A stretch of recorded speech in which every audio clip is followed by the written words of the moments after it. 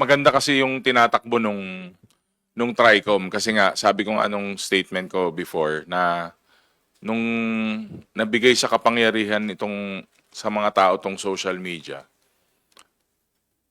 para kang meron kang something na so powerful na pero nung nagawa ito, parang wala siyang code of ethics nga talaga. Unlike na pag hindi mo naman sasabihin ng harap-harapan yung mga masasama saka irresponsableng sinasabi nyo o kaya fake news. Pero karamihan naman po nga, trolls sila o kaya mga hired mercenaries. Kaya nga nakakalungkot nga po kasi itong mga taong to, employment din ang hinahabol nila eh. Kailangan nila ng pera, kailangan nila ng trabaho, pero they're doing it in such a way na napaka-irresponsible na it's getting out of hand. Not only towards politicians, public servants. Ginagamit din po to halimbawa, may kaaway yung isang estudyante.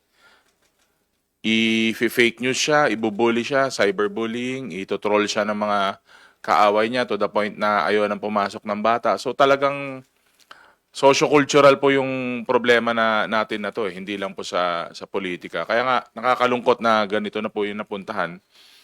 Tapos parang ang saya-saya pa ng mga ganitong tao sa ginagawa nila. Kaya sobrang nakakalungkot na it's not the real, hindi yung totoong sarili nila yung pinapakita nila dito eh. Kumbaga nakamaskara kasi sila sa social media. So kayong yung mga trolls, yung mga masasamang intention, mga fake news kayo. Fake you.